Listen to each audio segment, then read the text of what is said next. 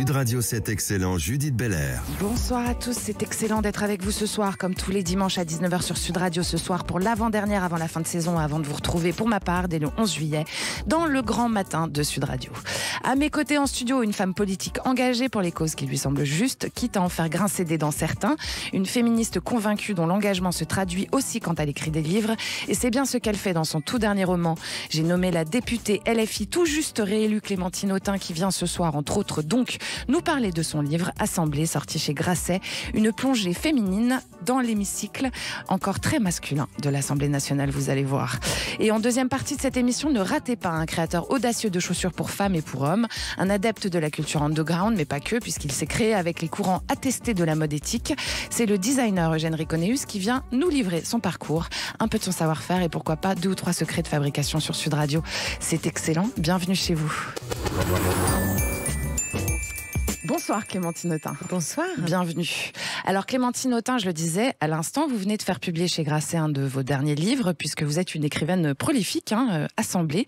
Alors ce titre, il est pas évocateur. De fiction, c'est la première fois. C'est votre premier roman, ouais. Oui. Mais bon, vous écrivez beaucoup quand même. Le reste, il y en a eu un certain nombre. Alors le titre, il est évocateur, puisqu'il nous dit où l'action se déroule, à l'Assemblée nationale évidemment. Et puis il a aussi la qualité d'avoir une autre histoire, puisqu'il est écrit au féminin et au pluriel, ce qui donne l'histoire de ces femmes qui s'assemblent dans un parcours commun, presque malgré elles. Est-ce que c'est voulu, évidemment ? Oui, c'est tout à fait voulu. J'aimais bien l'idée de faire raconter un homme par 3 femmes qui sont... il y en a une, c'est son épouse. Une autre est une assistante parlementaire avec laquelle il a régulièrement une relation. Ouais. Et une femme dont il tombe amoureuse. Donc ça fait 3 femmes dans la vie d'Antoine Paulin. Et à partir de ces 3 femmes, on décrit un personnage qui est un homme de pouvoir et aussi les contradictions de notre époque, après MeToo, sur les désirs des femmes qui sont troublées, en fait. Alors, sans spoiler, vous nous racontez donc l'histoire de cet Antoine Paulin, qui est député quarantenaire marié et infidèle, avec le filet qu'il tend à ses maîtresses et à ses femmes, à sa femme aussi. Alors forcément, à la lecture, on projette l'image de l'homme blanc, dominant, et des femmes qu'il piège. Alors j'ai envie de vous demander, si on se base sur le libre arbitre, est-ce qu'elles n'ont pas décidé de se faire piéger aussi, ces femmes-là? C'est tout le sujet, justement. C'est ce que je voulais donner à voir, c'est comment nos propres imaginaires, notre histoire culturelle, nous poussent à aussi être fascinés et à tomber amoureuses d'hommes de pouvoir, qui sont du coup très, très érotisés, en fait. Et donc c'est ce désir aussi féminin que j'interroge, parce qu'on peut faire toutes les lois sur la parité, sur l'égalité. Il y a quelque chose qui est beaucoup plus complexe à bouger, c'est ce qui relève justement de cette attirance, et ça relève de l'imaginaire de l'inconscient. Et c'est ça qui m'a beaucoup amusée, c'est de voir comment ces femmes sont à la fois attirées comme autrefois par un homme prédateur, dominateur, et en même temps ne pas être bien considéré, être dans cette position subalterne, ça leur casse les pieds. Dans une position de victimaire aussi finalement, quand même un petit peu, parce que non, pas vraiment, c'est toujours de la faute de l'autre en général. Non, il y en a une qui est très lucide, qui est la plus jeune, et on peut être à la fois lucide sur là où on se trouve et en même temps y aller quand même. Voilà, c'est plutôt ça que j'avais envie de voir. Et elle tombe amoureuse après d'un autre qui était pourtant dans les parages, un jeune tout à fait sympathique, qui a de la culture féministe, mais en fait elle le trouve assez ennuyeux et elle préfère l'autre, elle est plus attirée par l'autre. Le danger, quoi. Le danger, je sais pas, je pense une forme plutôt de répétition d'un schéma de séduction qui est ancestral et qui est ancré. Alors justement, l'infidélité dans votre roman, Clémentine Autain, que je rappelle aux auditeurs, donc Assemblée, qui est sorti chez Grasset, a eu lieu sur fond de scandale dans l'histoire MeToo et sur le fond aussi d'un député, l'histoire d'un député qui est accusé de harcèlement conjugal. Ce qui marque dans ce que vous décrivez, c'est aussi l'indifférence et la solidarité entre les députés masculins face aux violences sexuelles que justement pratiquent leurs confrères. Est-ce que vous nous parlez d'expériences vécues? Est-ce que c'est des choses que vous avez vues vraiment? Est-ce que ça se passe comme ça à l'Assemblée nationale? Oui, ce sont des choses que j'ai vues. L'impunité, bien sûr, bien sûr. Et le copinage? L'entre-soi masculin, mais je pense qu'il est pas toujours très conscient. Il est comme ça et il se répète, ils se le disent pas et ça fonctionne comme ça. Les hommes s'appellent entre eux, les hommes se protègent entre eux, mais c'est pas, ils se mettent pas dans un coin pour faire un complot. C'est pas comme ça que ça marche. Voilà. Et à un moment donné, il y a toujours la tentation de ne pas croire les femmes qui se plaignent d'hommes violents et de tenter de protéger en se disant mais on sait pas trop bien. Est-ce que vous avez vu quand même une évolution des mentalités depuis MeToo? Oui, considérable. Ouais, ils font plus attention, quoi. eux font plus attention et les femmes se laissent moins faire. Voilà. Ouais. Et c'est ce passage-là qui m'intéresse. C'est-à-dire qu'il y a un avant et un après, mais l'après, il reste encore nébuleux à construire. Parce que les femmes ne sont pas assez engagées aussi. Parce que les femmes ne sont pas forcément toutes engagées, bien sûr, mais de plus en plus quand même, de plus en plus. Mais il faut que s'organise aussi une forme de sororité qui n'est pas toujours encore à l'œuvre, qu'elles font face quand même à un mur qui tient bien, qui tient bon. Et qu'elles ont peur aussi d'être toujours perçues comme victimes, d'être... c'est pas toujours évident non plus d'intégrer tout ça. Ouais. Donc il y a du machisme et du paternalisme encore à l'Assemblée nationale. Très fortement. Très assumé. Très fortement. Et vous, assumé, pas sûr. Non. De moins en moins assumé par les hommes. Et vous l'avez vécu, vous ? Je l'ai vu beaucoup, vécu forcément dans ma vie, oui, en 25 ans de politique. Et à l'Assemblée nationale, justement. À l'Assemblée nationale, oui. Directement. Beaucoup, oui. Beaucoup de choses que je raconte dans ce livre sont réelles. Hein. Oui, c'était ma question d'après. Voilà. Beaucoup de choses que je raconte. Alors, justement, je voulais pas faire un essai parce que je trouvais que d'abord, ces contradictions, ces tensions, c'est vraiment très propice à la fiction, à la littérature. C'est beaucoup. Et puis on peut en dire plus aussi. C'est plat quand on le raconte dans un essai, donc ça m'amusait beaucoup plus de le faire sous forme de fiction. Et puis aussi, j'avais pas envie de dire un tel a dit ça, il s'est passé ça formellement. C'est plus de liberté en fait, le temps du roman. C'est plus de liberté et puis ça donne à voir un système et non pas à pointer tel ou tel. C'est-à-dire que c'est interchangeable et vraiment... Peut-être certains vont essayer de voir qui est qui. D'ailleurs, ça a commencé, ça m'amuse beaucoup. Il y a beaucoup d'erreurs qui sont racontées, mais c'est pas le sujet en fait. Alors, on reconnaît les grands mouvements politiques aussi, hein, la France insoumise dont vous êtes issus, Ensemble, enfin la République en marche, les Républicains, etc. Donc, l'idée aussi, c'est de pouvoir dire des choses sans les nommer aussi sur ces mouvements-là. Hein pas trop, parce que là, ça reste... Il y a quand même des états d'esprit propres à chacun. Oui. Je suis au bord de la caricature, comme des fois, de chacun. Vous êtes Jeanne, vous, c'est ça? Un mélange de Jeanne. Vous êtes un mélange de ces trois femmes, en fait. Vous voyez en Jeanne, ça c'est la première fois qu'on me le dit. Elle est quand même très jeune, elle a 26 ans. Oui, mais c'est pas... Non, mais pourquoi pas? On peut se mettre 26 ans. On peut se voir, d'autres me voient dans Lila, d'autres encore dans Émilie Clarke. Donc je suis dans toutes. Non, surtout absolument dans toutes et absolument aucune, ça c'est sûr. D'accord. Et comment vous y répondez, vous, justement à ce machisme et à ce paternalisme auquel vous avez été confronté, auquel vous êtes peut-être encore confronté dans vos fonctions? Alors, moi, j'ai la chance d'être, j'ai envie de dire, étiquetée féministe depuis les débuts de mon engagement. Donc, je suis prémunie par mon féminisme bien connu. Ils ont peur de vous un petit peu? En tout cas, je pense qu'il y en a, qui se tiennent bien quand je suis là et qui font attention. Qu'est-ce que ça veut dire être féministe aujourd'hui, Clémentine Autain? D'abord, ce qui fait plaisir, c'est être déjà majoritaire dans le pays, puisque la majorité de la population maintenant se dit féministe, ce qui pour moi est formidable, parce que quand j'étais toute jeune et que j'ai commencé, on me regardait avec des yeux de merlan-frit, on me disait mais qu'est-ce que ça veut dire? Mais quelle horreur ce terme! Enfin, c'était vraiment j'étais un objet de curiosité à me dire féministe, alors qu'aujourd'hui c'est extrêmement banal et répandu. Il y a beaucoup d'hommes qui le sont aussi d'ailleurs. Bien sûr, et c'est bien et tant mieux. Et donc, qu'est-ce que ça veut dire aujourd'hui en termes d'action justement pour vous? C'est un engagement qui est à la fois personnel et politique. C'est ça la spécificité, je pense, du féminisme. C'est le lien entre l'individu et le collectif et qui revendique l'émancipation des femmes, l'égalité réelle entre les hommes et les femmes. Aussi simple, pour moi, c'est aussi simple que ça. Après, il y a plein de manières d'être féministe. Donc moi, je le pratique aussi bien dans ma vie personnelle que dans ma vie politique. Et je l'ai vécu comme... fondatrice d'une association qui s'appelait Mixité, d'ailleurs à l'époque, il y avait des hommes. Et puis dans ma vie politique, toujours. Et qu'est-ce que vous en pensez de cette tendance du néo-féminisme aujourd'hui qui parfois tourne le dos complètement aux hommes et le fait sans eux? Ça a toujours existé en fait dans les mouvements féministes. Le mouvement de libération des femmes était largement non mixte. C'était très très nécessaire à l'époque, ça l'est peut-être un peu moins aujourd'hui. Voilà, enfin en tout cas, c'était. Je sais pas si c'est moins nécessaire aujourd'hui. Je pense que c'est en effet pas la même époque et que les mouvements mixtes, moi j'en ai créé un, sont importants. Après qu'il y ait des femmes qui aient encore besoin d'être entre elles à des moments donnés, moi je suis pas opposée à ça. C'est une période transitoire. On reproche aux hommes de faire sans la moitié de l'humanité. Vous pensez que les femmes qui restent ensemble, c'est quand même dommage de se couper de ceux qui pourraient agir directement sur leur propre genre. Oui, mais quand vous êtes victime, c'est comme à un moment donné tous les mouvements contre l'esclavage, tous les mouvements des Noirs, et ils se sont fait à un moment donné, ils ont été obligés d'être entre Noirs. Et pas avec leurs oppresseurs dans la salle, pour pouvoir parler, pouvoir libérer la parole.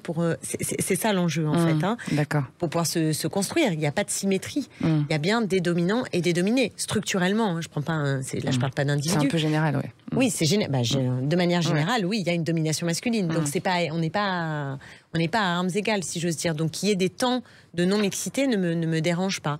Voilà. Après, ce à quoi on aspire, c'est aussi à ce que les hommes prennent en charge cette question et ne la délèguent pas qu'aux femmes, s'interrogent eux-mêmes, parce que je les crois aussi très prisonniers des stéréotypes. Et c'est ce que raconte ce livre. Je veux dire, Antoine Paulin, d'ailleurs, c'est pas un fiefé salopard qui... Oui, non, il a des états d'âme. Voilà, il a des états d'âme, et il les traite pas non plus absolument mal. Vous voyez ce que je veux dire? Voilà, c'est pas comme, c'est plus subtil que ça.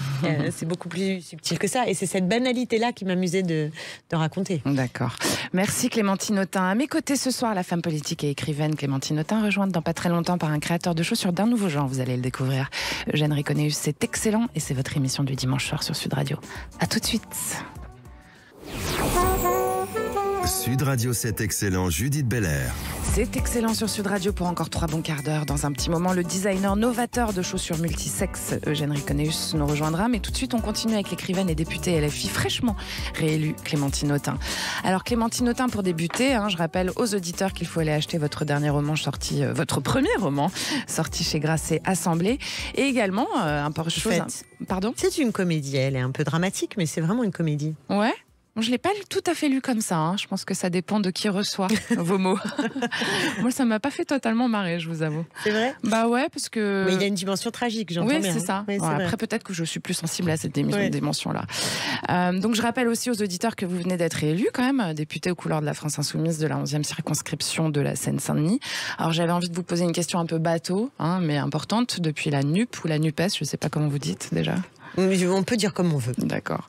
Le Rassemblement des partis de gauche, comment est-ce que vous définiriez la France Insoumise, mais vraiment en quelques mots aujourd'hui? Qu'est-ce que c'est la particularité de ce mouvement par rapport aux autres? C'est un grand mouvement neuf, porteur de radicalité, et je trouve très moderne en fait. D'accord. La radicalité, c'est moderne? Je crois que c'est vraiment d'époque. Radicalité, ça veut dire prendre à la racine les problèmes. Faut l'entendre comme ça. Ouais. Et je pense qu'on est dans ce moment-là où on voit bien qu'on est devant des crises qui sont d'une telle ampleur qu'on ne peut pas être dans la demi-mesure, dans le sparadrap, vous voyez, pour penser les plaies. On a besoin de changer de logiciel. Et je trouve que la France Insoumise, elle permet ça, d'avoir des solutions qui nous feront affronter ces crises, non pas en les subissant, mais en permettant de changer notre modèle de développement et de partager les richesses, de partager les pouvoirs, de partager les temps de la vie aussi. Et donc j'aime beaucoup ce projet que nous portons, et aussi les nouvelles figures. C'est pour ça que je dis qu'il est jeune et qu'il est moderne, c'est-à-dire qu'il est aussi dans ses formes capable d'épouser la modernité. Et ce projet, d'aucuns disent beaucoup que concrètement c'est un peu utopique, certains trucs que vous racontez. Est-ce que vous pensez qu'il faut passer aussi par l'utopie pour entrer dans le concret des fois? En fait, ce qui est utopique, c'est ce qui n'est pas encore réalisé. Vous savez, quand on pensait les congés payés dans les années 30, c'était délirant. Et pourtant, en 36, il y a eu une grande grève et hop, on a eu les congés payés. Le droit des femmes est passé pour une idée absolument loufoque jusqu'à ce qu'on l'obtienne. Donc ce qui est utopique, c'est le temps où ça n'existe pas, voilà, où ça n'existe pas. Mais il y a des choses qui sont, selon certains, encore une fois, clairement irréalisables dans votre projet, comme le montant du SMIC, la retraite à 60 ans. Mais pourquoi? Je sais pas, la retraite à 60 ans, il paraît que nos enfants vont payer pour une population beaucoup plus on est en vieillissante. désaccord complet, oui, c'est ça, mais c'est un débat politique. C'est pas mon opinion. J'ai bien compris, voilà, j'ai bien compris. Je fais mon travail de journaliste. J'ai bien compris. Non, en fait, la retraite à 60 ans, c'est même une mesure particulièrement réaliste, parce que mais on peut pas travailler plus vieux pour payer justement cette retraite. Non, ça marche pas comme ça. La population en fait, ça fonctionne pas comme ça. Mais il faut bien connaître le système. C'est un peu technique. Moi, j'ai été co-responsable avec mon collègue Adrien Quatennens quand le projet de loi sur les retraites du gouvernement avec Macron avait été là. Donc jour et nuit, je me suis occupée du sujet. Et quand on rentre dedans, c'est assez technique, mais on comprend très bien ce qu'on dit de façon générique. C'est-à-dire que vous avez un chômage structurel aujourd'hui, des jeunes qui ne trouvent pas d'emploi et des seniors, comme on les appelle, en tout cas des plus âgés, au-delà de 50 ans, qui eux-mêmes n'arrivent pas à retrouver du boulot quand ils le perdent. Donc ça ne marche pas. Et pour partager ces temps de la vie, pour faire en sorte que les jeunes puissent bosser, pour faire en sorte que les plus de 50 ans soient pas comme ça dans cette situation, finalement mettre la retraite à 60 ans, c'est assez cohérent.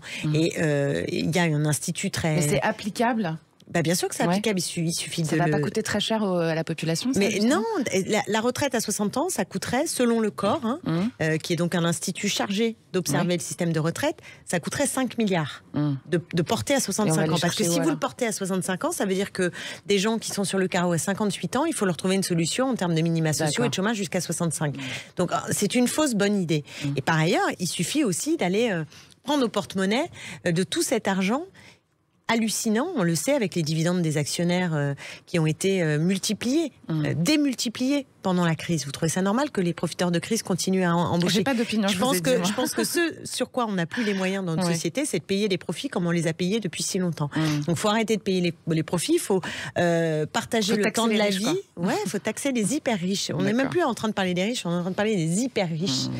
Et donc c'est ça le sujet. Oui, c'est ça le sujet.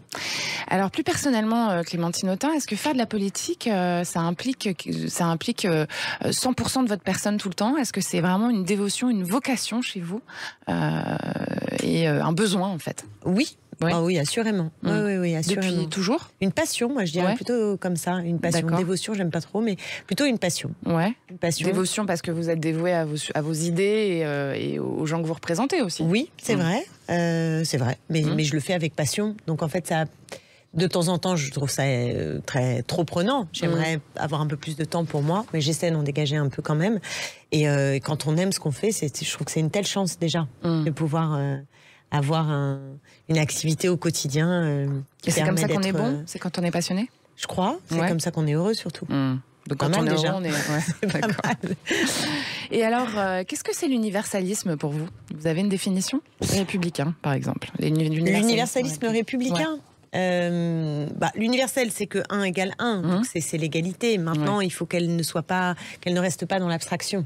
On a eu, je crois, le fruit des Lumières, c'est comme cet universalisme, et il est magnifique. C'est-à-dire que là aussi, c'est une utopie, l'universalisme. Ça nous tire, c'est un projet politique, mais de façon abstraite, l'idée que 1 égale 1 et 1 indépendamment des inégalités structurelles entre les hommes et les femmes, des inégalités sociales, de couleur de peau, fait que s'il est trop abstrait, il se fracasse sur le mur du réel. Donc il faut, je crois, aujourd'hui, tenir bon sur l'objectif de l'universel, mais repenser aussi les conditions pour arriver véritablement à un projet qui garantisse l'universalisme. Et sur la définition de la laïcité, ça m'intéresse aussi, Clémentine Autain. Est-ce que c'est, par exemple, pour vous, le droit de pratiquer sa religion dans son cadre privé, mais peut-être pas dans le cadre public, finalement, quand même? C'est grave, si on sort de tout cadre public. Public, c'est la rue, vous allez dans la rue. Oui. Alors ça veut dire pratiquer dans le cadre public, j'ai dit. Pratiquer, ça veut dire quoi? Ça veut dire des prières de rue, ça veut dire des signes ostentatoires, etc., etc. Ah, faites attention à ce que ça veut dire, parce que si vous estimez que pratiquer, par exemple, que mettre un burkini sur une plage, c'est pratiquer sa religion dans le domaine public. Certains le penseraient. Moi je suis pas d'accord avec ça. Parce que la laïcité, c'est le droit de croire et de ne pas croire. Si on commence à interdire tout ça dans la rue, je vous assure qu'on va à la guerre civile, en vrai. Mais la laïcité, c'est le droit d'être tous ensemble au même endroit, c'est ça, sans se différencier du groupe, en fait, non? Pensez pas? Là, c'est dans l'espace... Non, c'est la séparation des églises et de l'État. Ça, c'est la première chose. Et il y a encore du travail, je vous assure. La Macronie a plutôt brouillé, de ce point de vue-là, parfois les pistes que clarifier un certain nombre de choses. C'est aller jusqu'au bout. C'est pour ça que nous, par exemple, sur le concordat d'Alsace-Moselle, on pense qu'il y a quand même un problème. Vous avez l'État qui paye des prêtres. Ça se discute quand même, non? Vous trouvez pas? Oui, vous dites oui. Mais si on veut aller jusqu'au bout de la laïcité, commençons déjà par ça. Et ensuite, non, je ne suis pas d'accord. Vous pensez pas que le burkini, ça pose le même problème finalement? Non, vous voulez interdire les bonnes sœurs de sortir dehors? Franchement.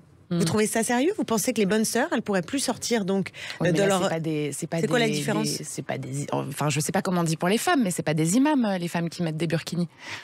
C'est la bonne sœur, elle dévoue sa vie à la religion. C'est pas tout à fait le même cadre. C'est une question. Je pousse le truc. Alors c'est encore pire d'une certaine manière. Si je prends votre exemple du diable. Non mais là c'est l'inverse, puisque ce qu'on veut pas c'est le prosélytisme éventuellement. C'est ça que vous me dites. Alors si vous dites que c'est moins grave, non mais que c'est moins grave une bonne sœur dans la rue qui fait du prosélytisme qu'une femme qui met juste un burkini pour aller c'est pas de faire du prosélytisme de mettre un burkini pour vous?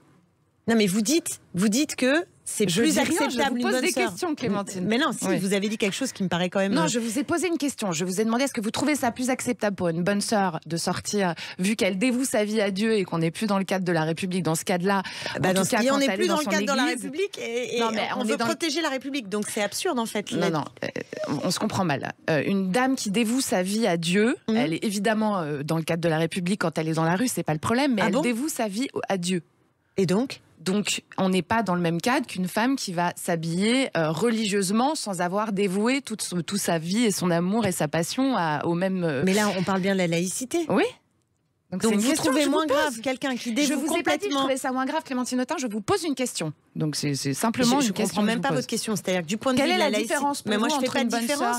Moi, je fais pas de différence. Je voulais savoir. Pour moi, dans l'espace public, la bonne sœur a le droit de se promener, une dame a le droit de mettre un burkini pour aller à la plage, parce que c'est une question de principe. D'accord. De principe. Et c'est une question de principe républicain, ça. Exactement, de principe absolument républicain, puisque c'est le droit de croire ou de ne pas croire. Si vous interdisez tout signe religieux dans la rue, ça veut dire que là, donc je prenais l'exemple de la bonne sœur, mais ça veut dire que dans le Marais, plus personne ne peut sortir avec une kippa. Ça veut dire que vous avez une petite croix là, vous n'avez pas le droit de la mettre dehors. Non mais on va où? Franchement, on va où? D'accord. C'est ce que je voulais savoir. C'est une vraie question quand même. Et alors finalement, la qualité principale ou le rôle du politique, c'est de recréer du lien entre toutes ces communautés, justement, non? Oui, mais je trouve pas que là, avec ces débats hystérisés sur ça, on retrouve du lien. Je trouve que le temps de parole... Vous trouvez hystérisé le débat? Ah, mais je trouve délirant même. Je vous dis franchement, je le trouve délirant. Ouais. Parce que je pense que la majorité des Français, là, le problème majeur qu'ils ont, c'est la hausse des prix. Vous savez que les pâtes ont augmenté de 44% en un an. Voilà. Ça me paraît quand même un enjeu infiniment plus important et qui intéresse plus majoritairement les Français que de savoir s'il y a quelques dizaines de femmes qui vont avoir des burkinis sur les plages. Vous voyez, je pense qu'en termes de proportion, le climat...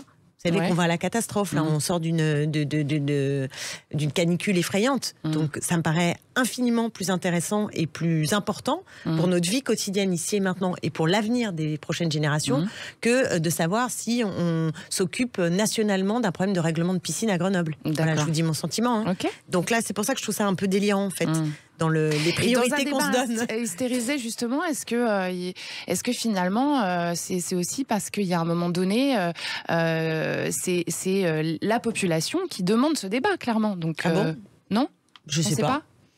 Non, moi j'ai l'impression que ça s'est fait plutôt dans l'autre sens. J'ai l'impression qu'il y a eu une extrême droite qui a porté ces sujets, qui a en effet gagné des points dans le débat public. Et c'est à partir du moment d'ailleurs où elle a gagné des points dans le débat public, c'est-à-dire qu'elle a imposé ses thèmes, qu'elle a pu ensuite progresser. Ça, on le sait, en politique, c'est la base. Quand vous arrivez à imposer vos thèmes dans le débat public, vous avez déjà gagné une première manche. Donc l'extrême droite a gagné cette manche, et de ce point de vue, il y a une responsabilité aussi des grands médias à avoir accordé autant de place à des sujets qui étaient... qui sont minimes pour vous, en fait.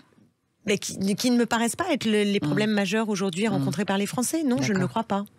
Et alors, pour convaincre, comment on fait? Et je pense que ça, par rapport à votre question, justement, pour répondre à votre question, moi, je suis élue de quartiers très très populaires, et moi j'ai plutôt le sentiment que plus on s'obsède sur ce sujet-là, plus d'abord il y a de la peur, notamment chez les musulmans, qui ont l'impression qu'on parle d'eux de façon obsessionnelle du matin au soir, de voir qu'il y a deux poids deux mesures entre toutes les religions. Voilà, c'est-à-dire qu'en fait la bonne sœur, ça ne choque pas, mais la femme qui sort avec le burkini, là c'est insupportable. Donc vous voyez, il y a un deux poids deux mesures qui est quand même devenu absolument la norme, et on a banalisé le discours de haine. Pour moi, c'est un discours de haine de l'extrême droite. C'est ça qui se passe aujourd'hui dans notre pays.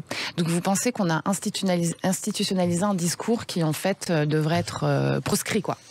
Pas proscrit, tous les débats ont pignon sur rue, il n'y a pas de mauvaises questions, si j'ose dire, mais il y a des termes du débat, et je trouve les termes du débat faussés. Est-ce que vraiment on veut aller vers plus de laïcité? La laïcité, c'est censé apaiser, c'est une loi en 1905 qui a été votée pour calmer le jeu. Or là, moi je trouve que ces débats, ils ne calment pas le jeu.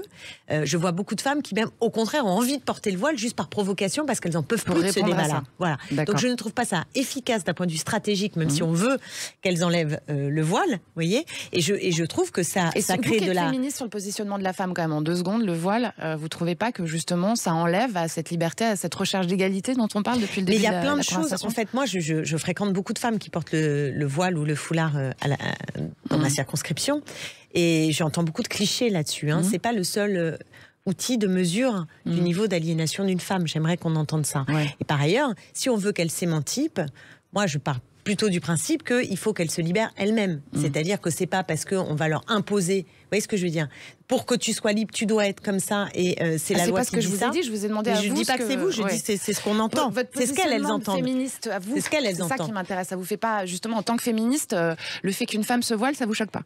Bien sûr qu'il y a dans le voile une histoire et un signe d'aliénation. Moi, je le vois comme ça en tant que féministe. Mais quand vous discutez avec ces femmes, beaucoup ne le vivent pas comme ça. On peut l'entendre, ça. Oui. Et par ailleurs, c'est pas le seul signe d'aliénation des femmes. Bien sûr. Il y a plein d'autres signes d'aliénation des femmes. Donc voilà. Donc je suis pas pour qu'on y aille à la Kalachnikov et qu'on explique maintenant on te le retire et qu'une fois qu'on leur aura enlevé, le problème sera réglé. Je crois que c'est plus compliqué que ça, l'émancipation. C'est toujours plus compliqué, Clémentine Autain. C'est excellent sur Sud Radio en compagnie de l'écrivaine et députée Clémentine Autain. On revient dans un instant avec le designer de chaussures Eugène Riconeus. À tout de suite. Sud Radio, c'est excellent, Judith Belair. Merci à tous d'avoir choisi Sud Radio, c'est excellent et c'est votre émission. Nous sommes ce soir en compagnie de la femme politique Clémentine Autain et on retrouve l'artiste chausseur Eugène Riconeus. Bonsoir et bienvenue sur Sud Radio. Bonsoir. Bonsoir Eugène. Alors Eugène Riconeus, je le dis et je le montre, vous créez des chaussures, je l'ai dit plusieurs fois depuis le début, mais pour vous ce sont surtout des souliers et ce terme-là est important, expliquez-nous pourquoi. Tout d'abord, soulier, dans le terme classique, ça montre un respect en fait de la main. Soulier, ça a plus à la main, quoi. Ça a plus un rapport avec le bottier. Quand on dit chaussures ou basket, on imagine tout de suite Nike, une usine. C'est pas du tout comme ça que vous travaillez. C'est pas du tout comme ça, et du coup, soulier, c'est un mot qui est intéressant. Et j'aime beaucoup le mot soulier aussi vu du côté anglo-saxon. C'est si on l'analyse, on se rend compte que dans soulier, il y a sol, donc l'âme, il y a I, la personne, et il y a ER. Et ER, c'est quoi? C'est l'action de faire quelque chose. ER, dans le dictionnaire, depuis le Moyen-Âge, ça définit l'action de quelqu'un, son job, ce qu'il fait. D'accord. J'aime beaucoup, justement, ce mot soulier pour ces trois... C'est un mot qui rassemble, voilà, c'est ça. Rassemble bien les choses. Ouais. Et puis il y a vraiment le côté fait à la main. Toutes vos créations, vous les faites d'abord en prototype tout seul, avec vos petites mains. On est d'accord? Alors, aujourd'hui, non. Mais il y a vous avez commencé comme ça. 5 années auparavant, oui, je faisais encore mes prototypes. Maintenant, vous designez en fait. Voilà. D'accord. Vous designez. Alors on imagine, justement, vous venez de lancer une nouvelle collection de baskets, cette fois à base d'huîtres et de filets de pêche.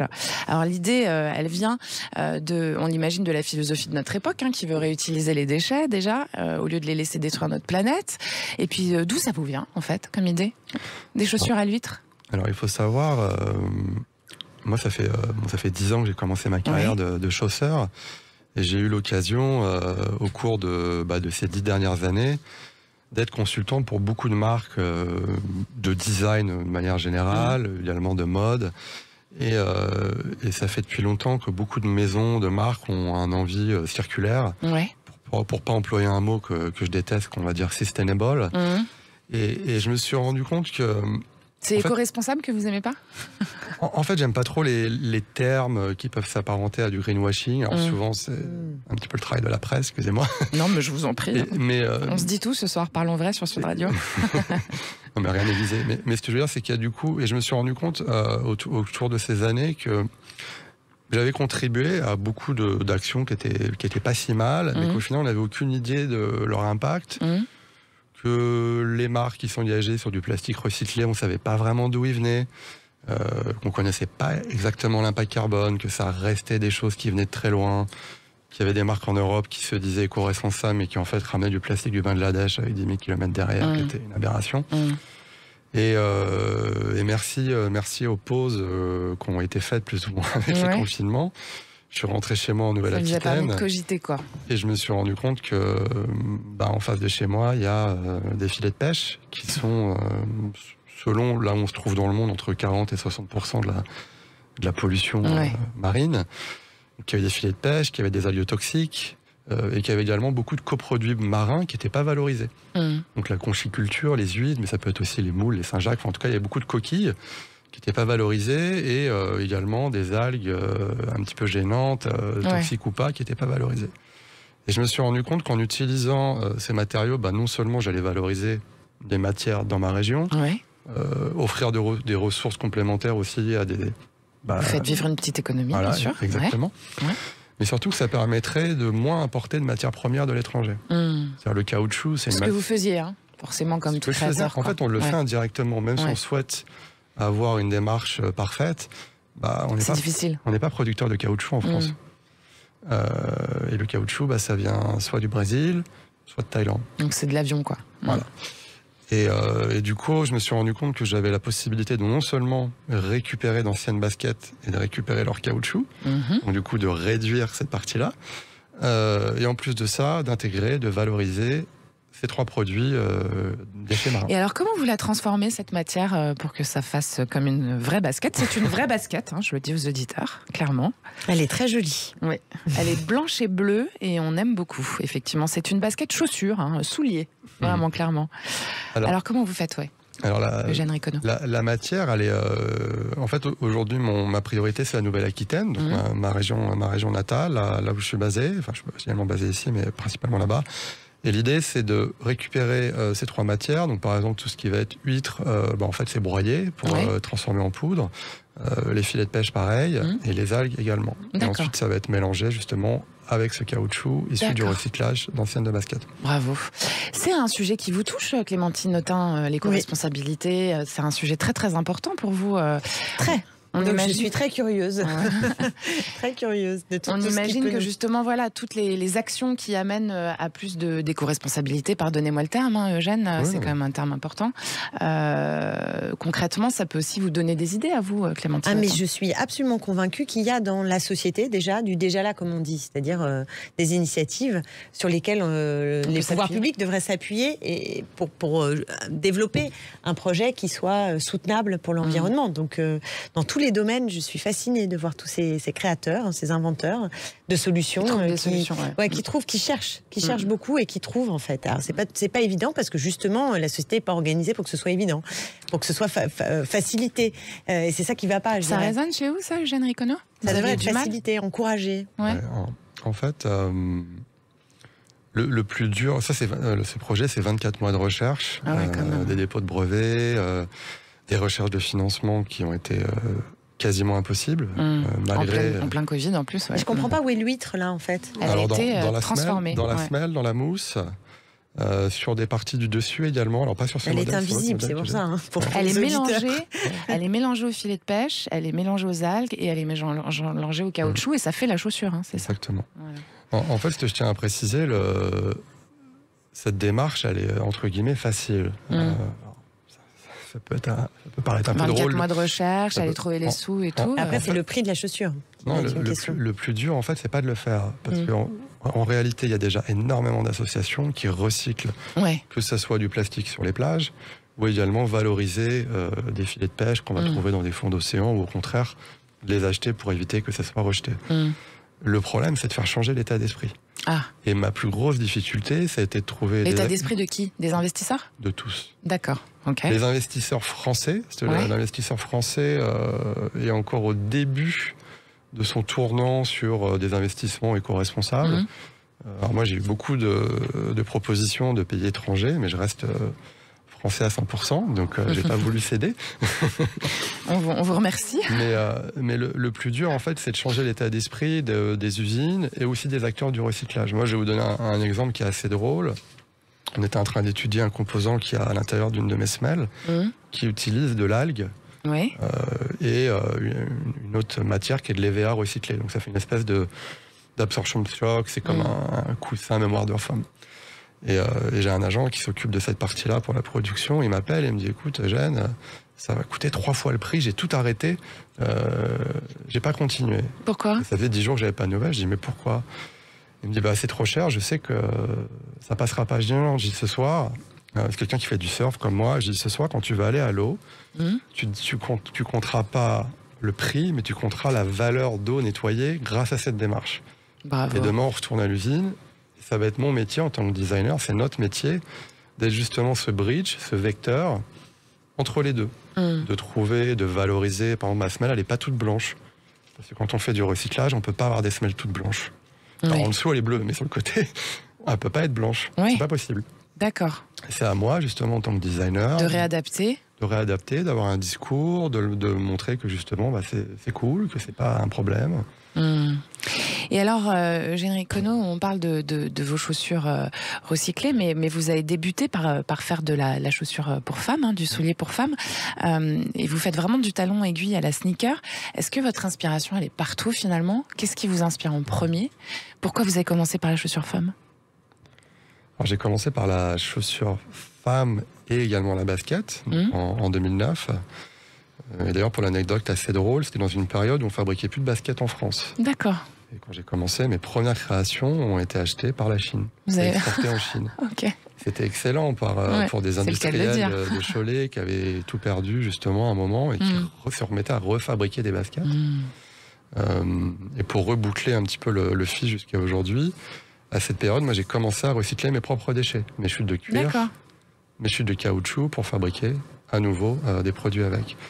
Et pour revenir sur l'inspiration, j'ai pas une volonté de uniquement toucher à la chaussure. Ça m'arrive ce matin, j'étais à l'IFM en train de travailler sur un workshop avec les étudiants. Oui, vous transmettez aussi. L'Institut français de la mode, où je réfléchissais avec les étudiants, qu'est-ce qu'on peut faire de cette matière que j'ai créée? On peut faire des meubles, on peut faire, pourquoi pas, des nouveaux AirPods. Voilà. Ok. Et alors, je vois un autre lien entre vous et Clémentine Autain ici présente.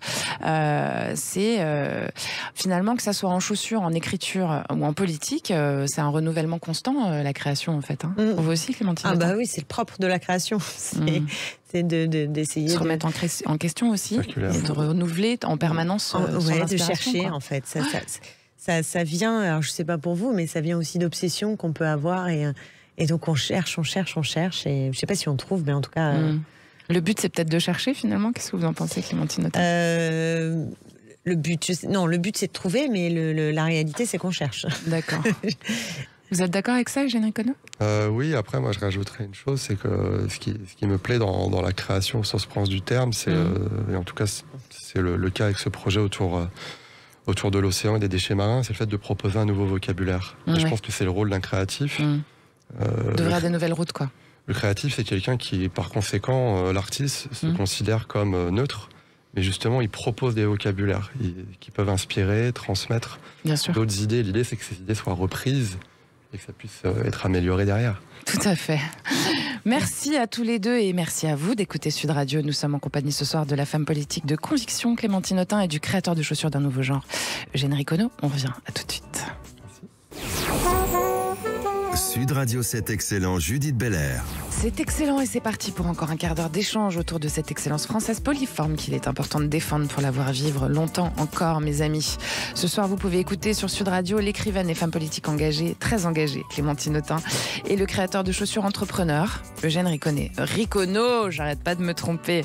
Alors Eugène Riconneau, je dis pas entrepreneur par hasard, parce que c'est important d'en parler, puisque quand on est créateur, on est forcément entrepreneur, en tout cas dans votre cas. Qu'est-ce que ça implique pour vous?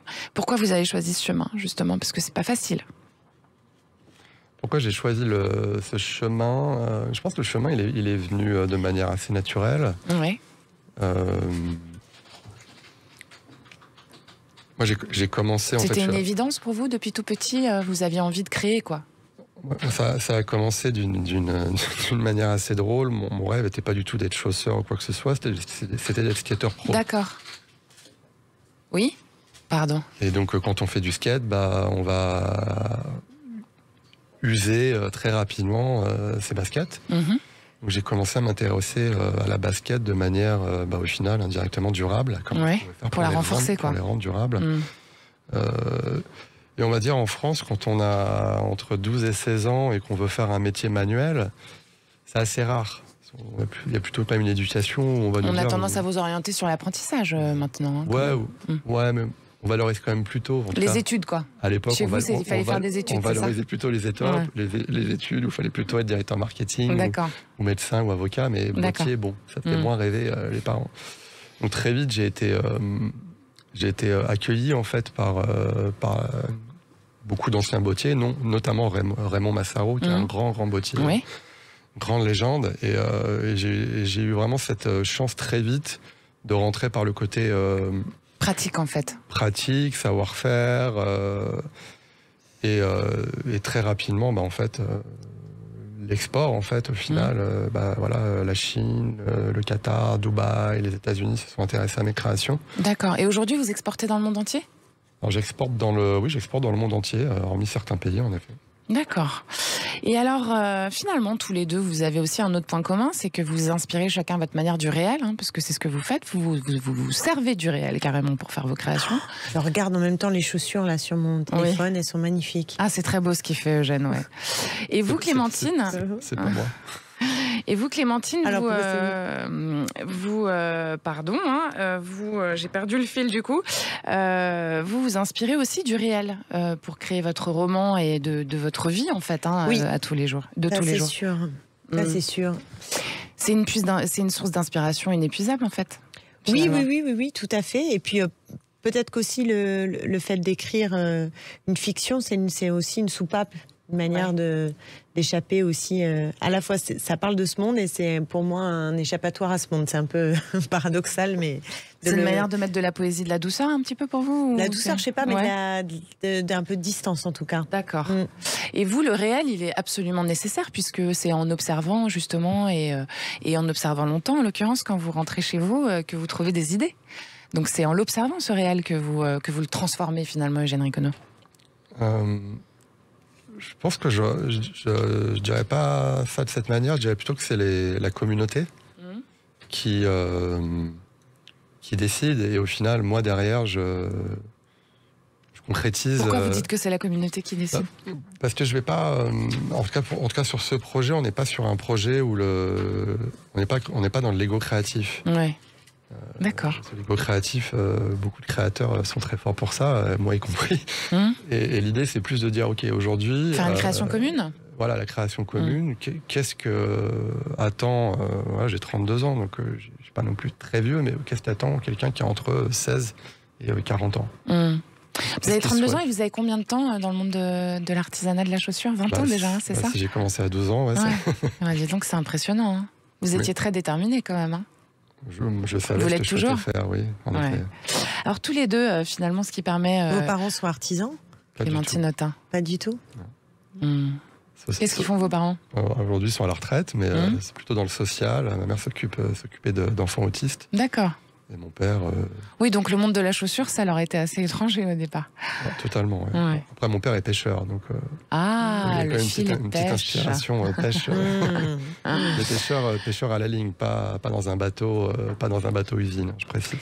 Et alors finalement, Eugène Ricono, pour vous, ce qui vous a permis d'avancer, c'est aussi la certitude d'être au bon endroit quand vous créez. Je pense qu'il y a un peu de ça chez vous aussi, Clémentine Autain. Est-ce que ça va forcément réussir sa création ou réussir sa carrière ?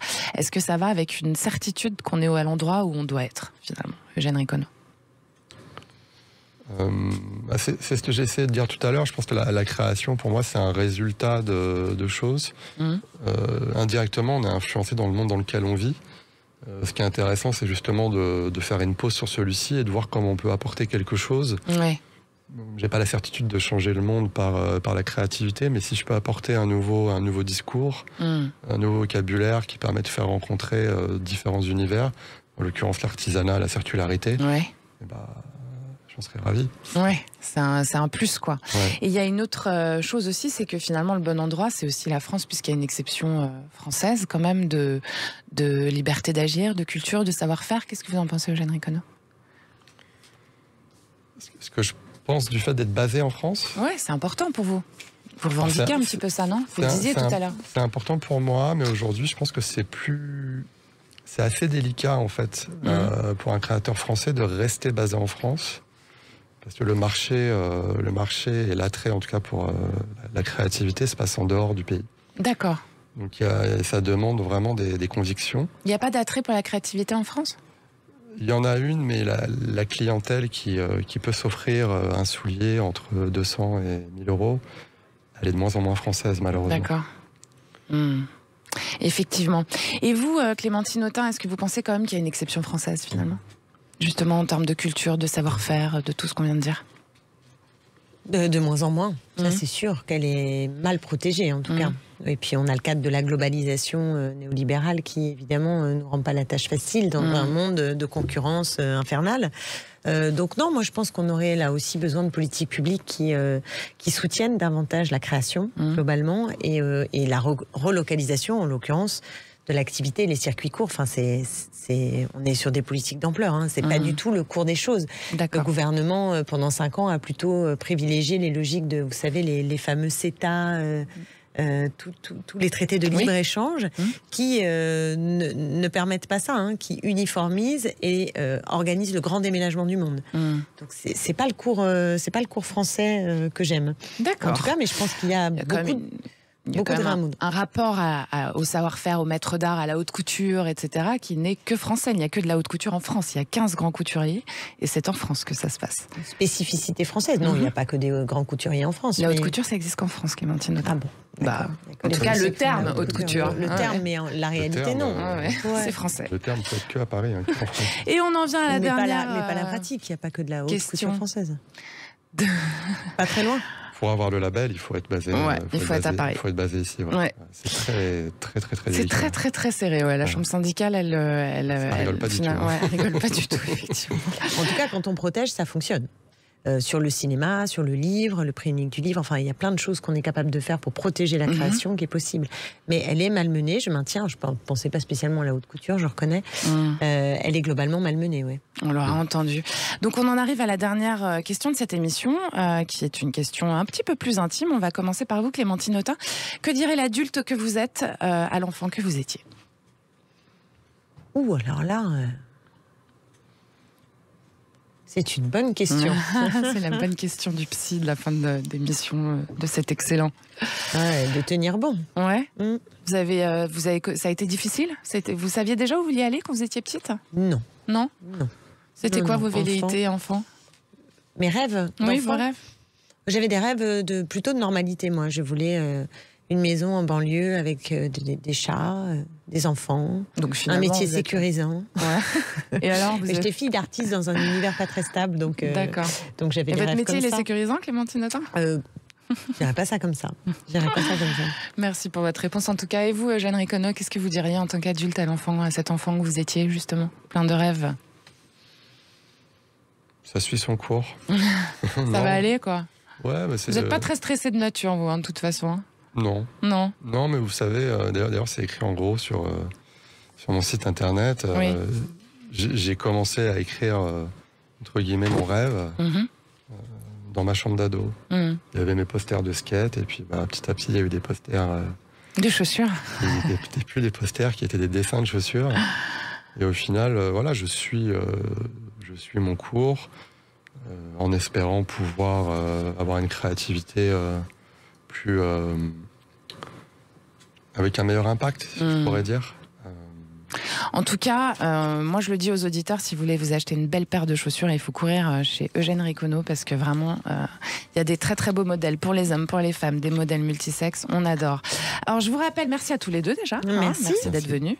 Je vous rappelle à tous que le livre de Clémentine Autain, Assemblée, est sorti chez Grasset, il est à trouver en librairie. Toutes les collections et les boutiques du créateur de chaussures d'exception Eugène Ricono, ils sont sur son site. Alors c'est Eugène Ricono, ça s'écrit RICO2NEAUS.com. Et il y a aussi, vous êtes en campagne participative pour créer vos modèles. Donc si jamais vous avez envie d'aider un jeune créateur, vous allez sur ersoulier.com. C'est ça ? ersoulier au singulier.com. Voilà. Merci à tous les deux et merci de votre fidélité à cet excellent sur Sud Radio. On se retrouve évidemment dimanche prochain pour de nouvelles aventures et puis surtout pour la toute dernière de la saison. Merci aux réalisateurs de cette émission, Maxime Sénat, Antoine Webb, les équipes de Sud Radio.